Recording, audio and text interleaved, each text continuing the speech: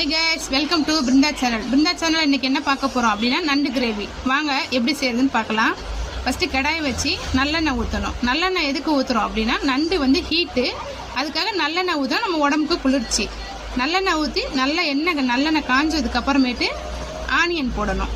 Onion போட்டுட்டு அது வதங்குறதுக்காக உப்பு போட்டுக்கலாம். உப்பு போட்டதுக்கப்புறம் நல்லா வதங்கினதுக்கப்புறம் கருவேப்பிலை ஆட் பண்ணலாம்.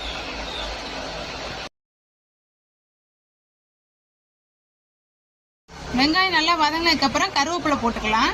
கருவேப்பிலை போட்டதுக்கப்புறமேட்டு நல்லா வதங்கணும்.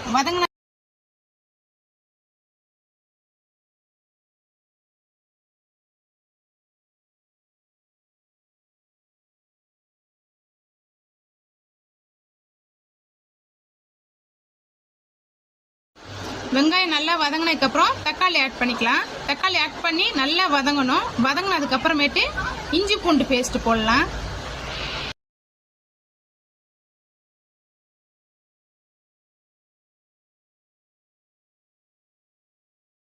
இஞ்சி பூண்டு பேஸ்ட் போடணும். இஞ்சி பூண்டு பேஸ்ட் போட்டு நல்லா வதங்கினதுக்கப்புறம் வீட்டு குழம்பு பொடி 1.5 ஸ்பூனு, 1/2 ஸ்பூன் வந்து கரம் மசாலா, இதையும் போட்டு நல்லா வதக்கிட்டு நண்டு அள்ளி போடணும்.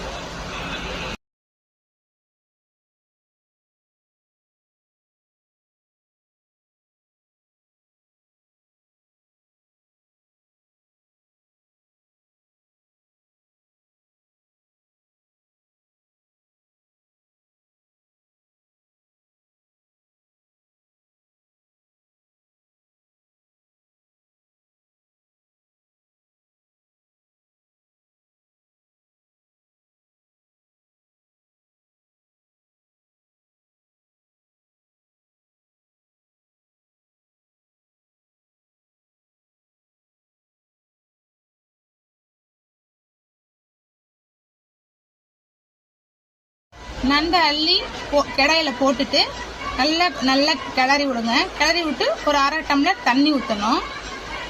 தண்ணி ஊற்றி மூடி வச்சிருங்க. நல்லா வதங்கட்டும். வதங்கினதுக்கப்புறம்